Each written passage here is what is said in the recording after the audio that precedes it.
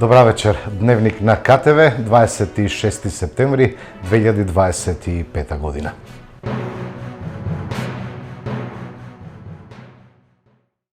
Кодекс за фер и демократски избори. Денеска подпишаа кандидатите за градоначалник на општина Кавадарци, Митко Јанчев од ВМРО ДПМН и коалицијата, Здраве Бошков од ТМРО и Виктор Велевски од СДСМ и коалицијата. Тројцата кандидати рекоа дека ќе се залагаат за фер и демократски изборен процес. Денес подпишавме декларација за фер избори, за фер изборна кампања. Сметам дека сите кандидати имаат свое достоинство и дека треба оваа кампања да помине во еден најдобар ред.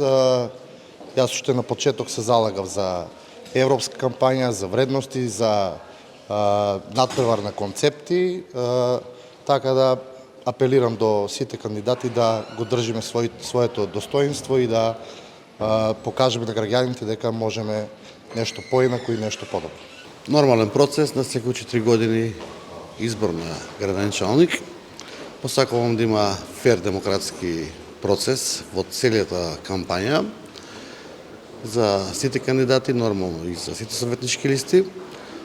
Поред тоа што мое мислење дека Кавадарци заслужува да биде празник, денот на изборите и да добиеме градоначалник кој што би продолжил во исти правец и во иста насока да го движи Кавадарци во подобра урбана средина, во подобар стандард за нашите сограѓани, како што и избирателниот период го видовме. Токму и тоа е мојата мотивација за третиот мандат, да можеме да Кавадарци стварно го направиме таму каде што го заслужува и таму каде што му е место. Посакувам сите сограѓани транспарентно, објективно, масовно да излезат на овие локални избори, затоа што локалните избори се една најбитна карика за локалното население, односно за општината и за самиот град. Без мешајќи ги другите политички ситуации на републичко ниво или било од која друга страна. Така да очекувам да има масовност, демократски избори и секој оној кој што има програма и она што може да го презентира пред граѓаните и нормално граѓаните да го препознаат тоа што е доверливо и тоа што може некој да го сработи, да се даат својот глас демократски, да се го искористат во прави цели.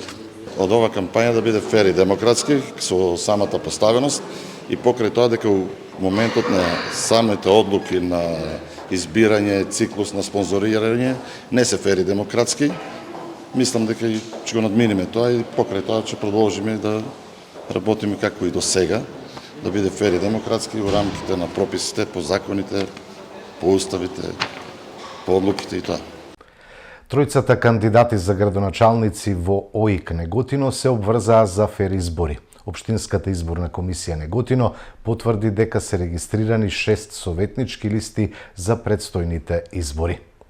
Денес, 26 петок, согласно изборниот законник, член 8В, подпишавме Кодекс за фер и демократски избори со трите кандидати за градоначалници: Марија Нацева, Петар Мантев и Јасминка Ристова. Инаку да ве информирав дека Општинска изборна комисија утврди 3 листи за кандидати за градоначалници и 6 потврдени листи за советници. На сите кандидати за градоначалници и кандидати за советници им посакувам фер и демократски избори и еден фер надпревар и успешна соработка. Јас сум Марија Нацева, кандидат за градоначалник на општина Неготино за предстојните локални избори 2025-2029 година од политичката партија на ВМРО ДПМН. На денешен ден го подпишавме Кодексот за фер и демократски избори, честно и транспарентно да успееме секој еден од нас да учествуваме во овие предстојни локални избори, пред се со фер борба, транспарентно и честно, поради тоа што граѓаните на општина Неготино го заслужуваат тоа.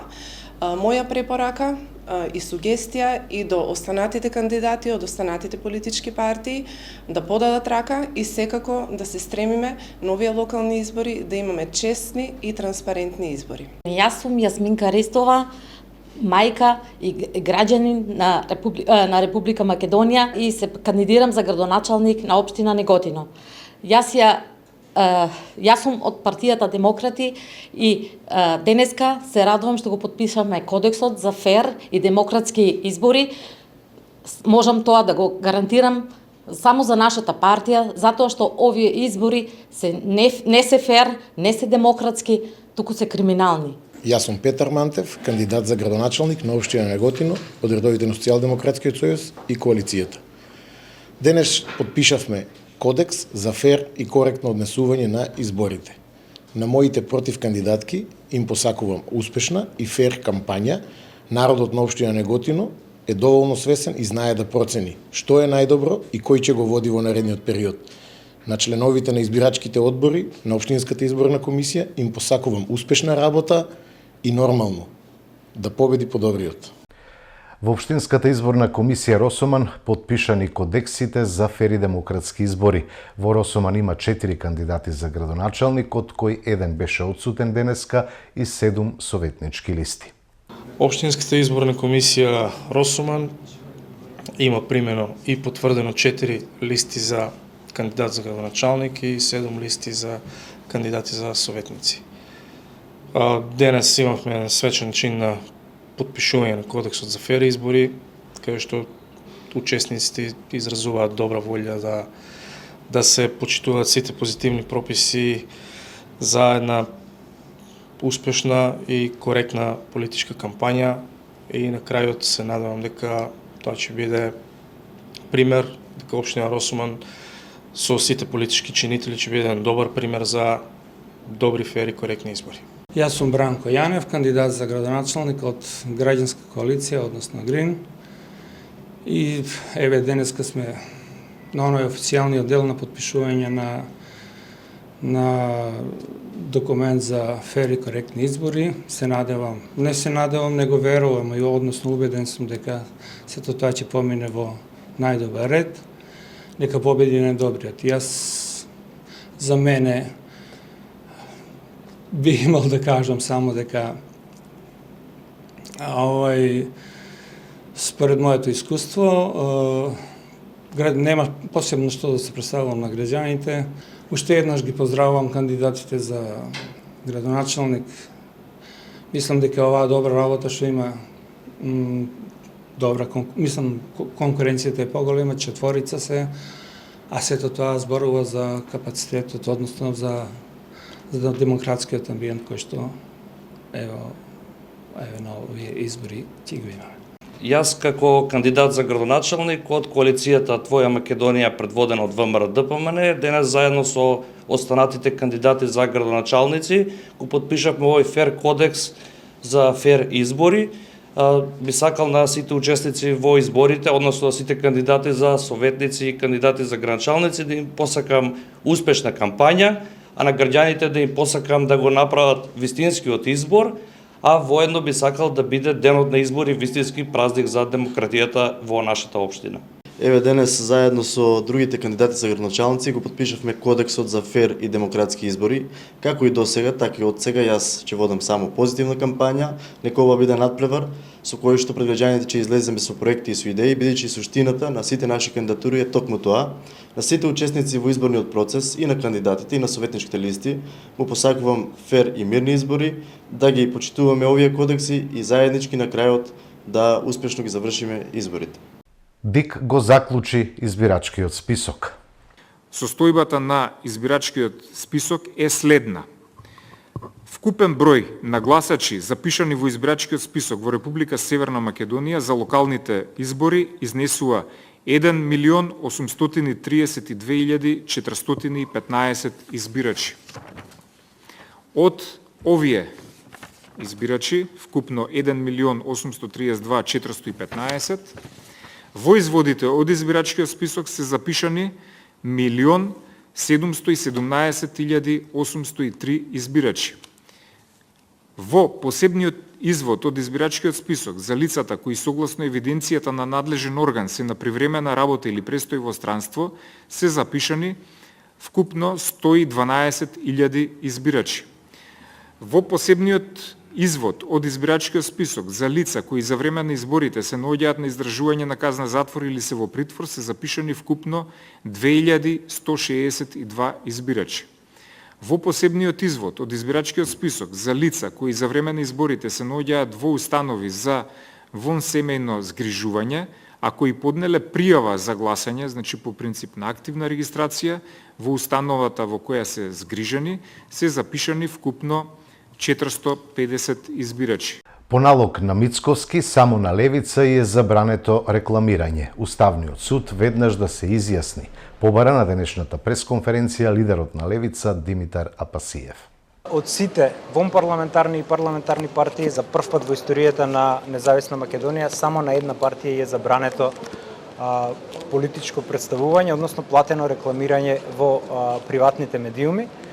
Скандалот да е уште поголем, не само што ни се забранети државните пари кои по закон ни следуваат, туку и доколку би имале наши пари, ние ќе не можеме да се рекламираме, затоа што со едноставно пропуштање, односно неспомнување во 4 законски предвидени пакети, ние сме изоставени комплетно како да не постоиме на политичката сцена. Ова е директна последица и пратен набер, директно од премиерот, преку неговиот подлизурко Зоран Трајчевски, вечити директор на АВМУ, кои што на овој начин се обидуваат да ги скратат крилата на левица, но сакаме да им порачаме дека ова нема да помине, напротив, ќе има обратен ефект на бумеранг, бидејќи народот гледа како на една партија се прави класична неправда. Во меѓувреме ние се екипиравме со адвокатски тим, ќе поднесеме акцио популарис, односно тужба со времена мерка за стопирање на ова упатство и бараме од Уставниот суд веднаш, уште денес, да се произнесе со времена мерка, затоа што, не знам дали знаете, 3 случаи досега вакви имало, Уставниот суд прави финта, а тоа е дека кога поднесуваме ние представка или иницијатива, тој го става актот за гласање во декември и констатира многу бегло дека актот повеќе не е во сила и нема што да оценува. Дали ме разбирате кој е тој правен изум? А тоа што актот произвел дејство и направил штета, тоа не го тангираат.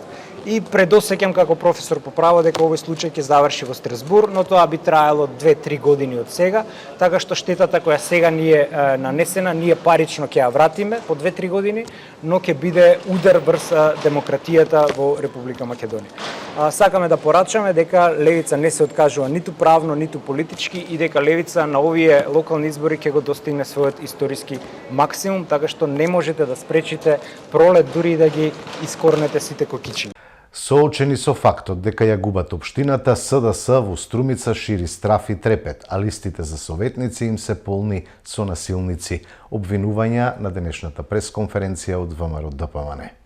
Соочени со фактот дека ја губат општината, СДС во Струмица шири страф и трепет, а листите за советници им се полни со насилници.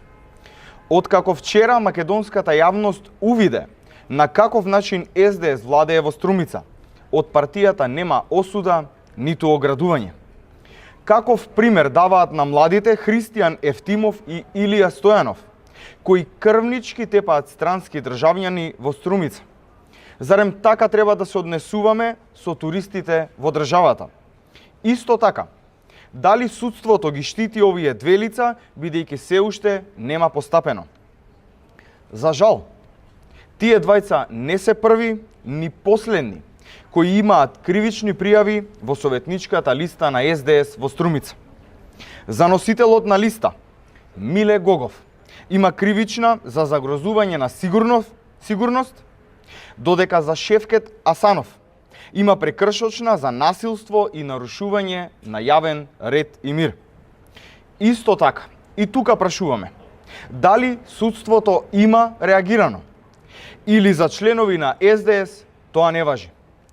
Од сето ова можеме да заклучиме дека СДС во Струмица кандидира насилници и тепачи на кои досиеата им се полни со кривични пријави и заштитени од судството, затоа што се чеда на Заев. На Струмица не и требаат тепачи и насилници. На Струмица е потребна вистинска промена.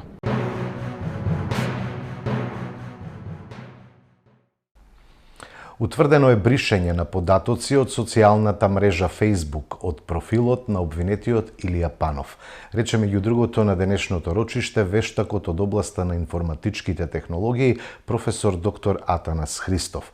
Панов е обвинет за убиство на вонбрачната партнерка во јануари годинава. Смртта ја предизвикал со задушување. Денеска во Кавадаречкиот суд продолжи судскиот процес против обвинетиот Илија Панов за убиството на Сузана Серенакова Сурун.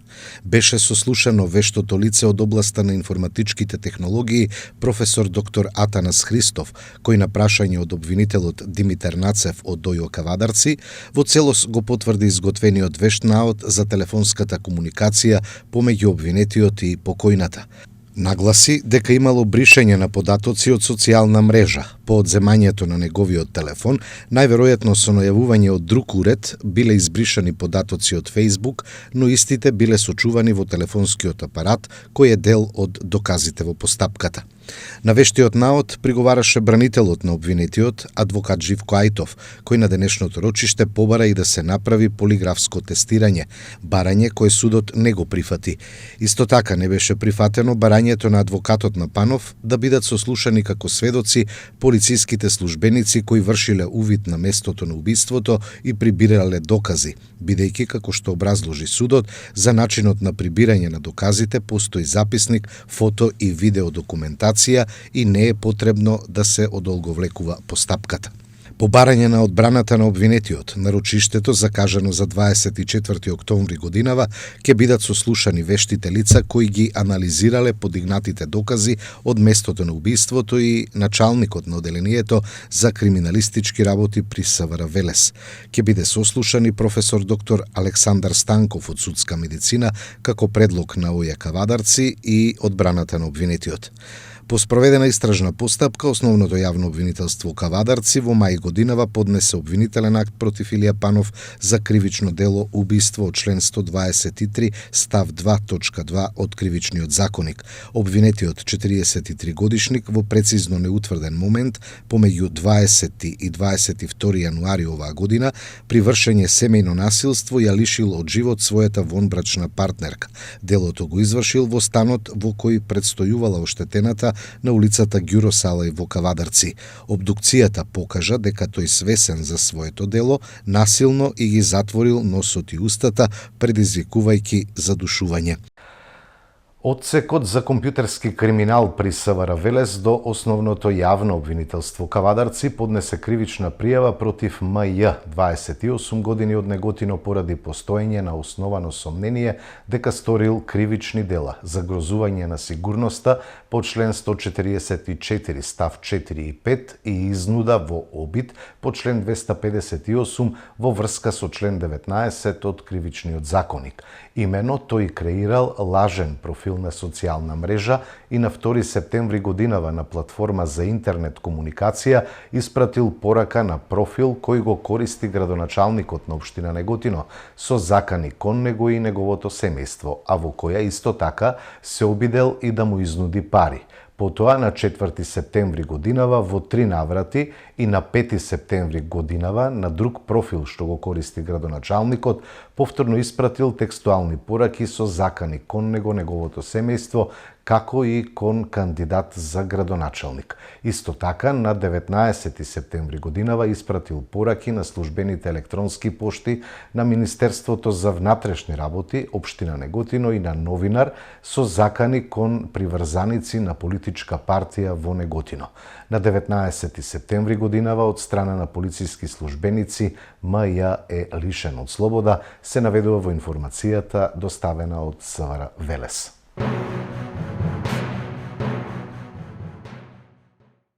Три месеци поред се намалува просечната плата. Стандардот на граѓаните опаѓа, порача од опозиционата СДСМ. Со Мицкоски како премиер, трошоците за живот растат, реалната плата се намалува, а животниот стандард на граѓаните опаѓа. 3 месеци поред се намалува реалната нето плата. 2 месеца поред се намалува номиналната нето плата. Во мај 2025 година просечната плата била 45.796 денари, а во јули 45.276 денари. Тоа почитувани значи 520 денари пониска плата во услови на повисоки цени на основни трошоци. Намалувањето на реална плата значи дека стандардот на граѓаните опаѓа и значи дека сиромаштијата расте. Синдикалната минимална кошничка за 4-члено семејство веќе надмина над 65.000 денари месечно. Граѓаните со својата плата купуваат се помалку, бидејќи цените растат, а примањата опаѓаат. Едно просечно домаќинство не може да ги покрие основните трошоци за храна, за сметки, за превоз и за лекови. Ваквиот пад на стандардот е директна последица на неспособноста на владата на Мицкоски и ВМРО ДПМН и промашените економски политики. Ова е влада која воопшто не се грижи за граѓаните и мисли само на својот луксус. Додека граѓаните едва врзуваат крај со крај, владата на Мицкоски троши 180.000 евра за бадеми и лешници, за папаја и манго, за луксузирање на функционерите врз грбот на граѓаните. СДСМ, почитувани, ќе продолжи да се бори за граѓаните, да предлага мерки и закони за раст на платите, за намалување на трошоците за живот и повисок животен стандард. Од денеска важат новите правила за пешаците, велосипедистите и возачите.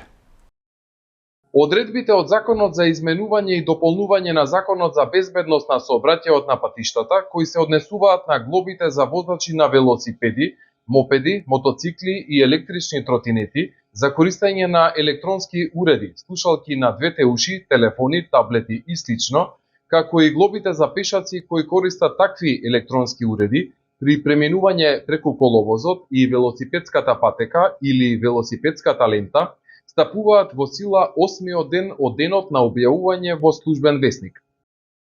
Судијката Алексовска Стојановска, која го пушти Васил Јованов, убиецот на Фросина, во поправен дом, наместо во затвор, во својот дом имаше партиски штаб на СДС. Обвинувања од ВМРО ДПМН.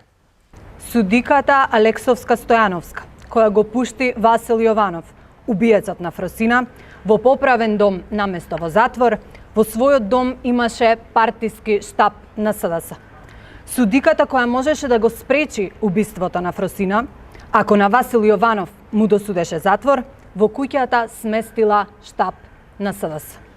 Зарем треба нешто повеќе да се каже за спрегата меѓу судството и СДС? До каде оди лудилото кога веќе не се ни кријат дека се во релација? Дали ваквото судство треба да продолжи да одлучува за судбината на граѓаните? И како можеме од вакви судии да очекуваме непристрасност и судење според закон?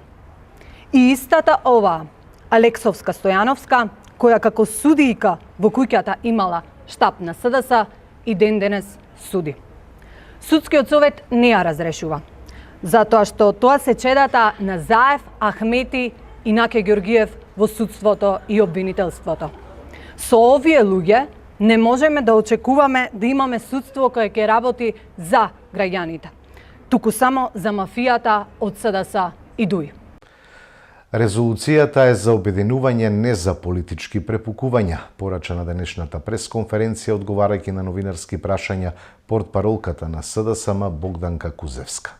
Еднаш ќе напоменам и мислам дека овај апел ќе стигне до сите, затоа што станува збор за предлог резолуција, која што е за обединување, а не е за разединување и најмалку за политички препукувања. Ова е предлог резолуција која што е направена со сериозен пристап, со експерти и многу прецизна. Затоа сакаме да оставиме време да ја разгледаат сите политички партии и после тоа да се произнесат секако откако внимателно е разгледана резолуцијата.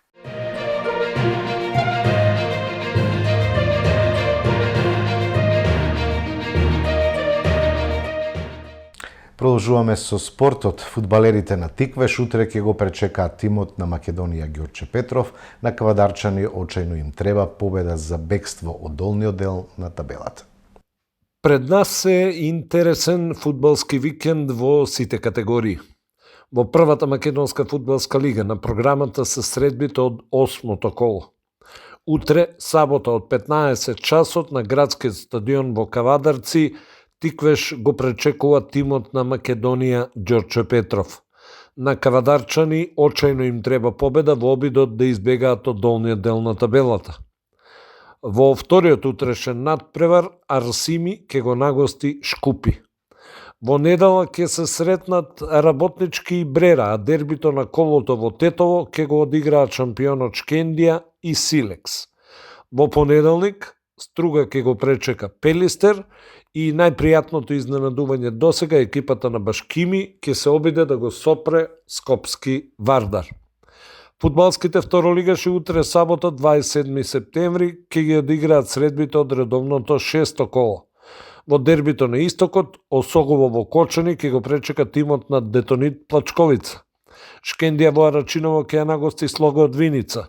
Победа е домакин на Големо Конјари, Брегалница во Штипе фаворит во дуелот со Преспа, а Новаци ќе игра со Саса.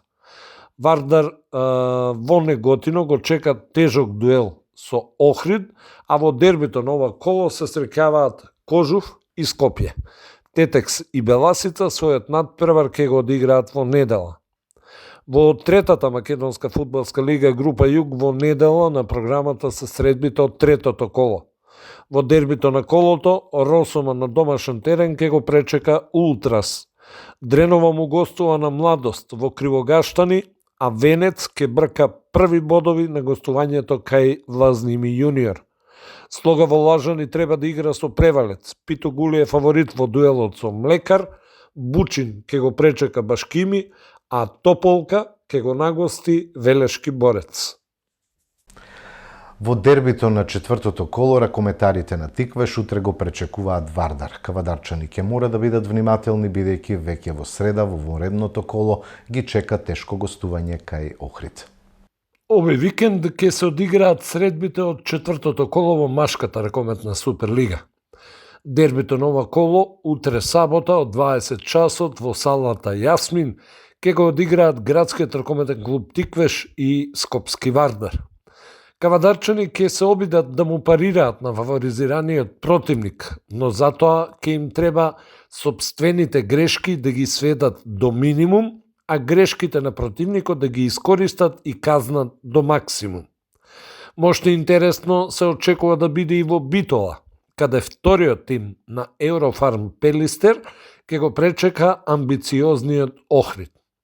Алкалоид е апсолутен фаворит на гостувањето кај Радовиш, исто како и Еврофарм Пелистер, кој на домашен терен ќе ја пречека Струга.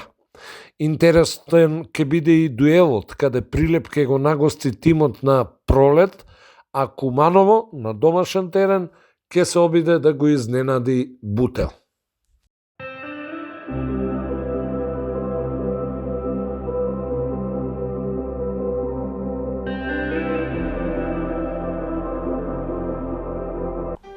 Времето утре ќе биде претежно облачно и посвежо со повремени врнежи од дожд. Локално врнежите ќе бидат поројни и пообилни со услови за појава на ретки грмежи. Ќе дува слаб до умерен југоисточен ветер, а температурата ќе достигне до 21 степен. Со времето го завршуваме овој дневник. Ви благодарам на довербата и вниманието. Ви посакувам пријатна вечер.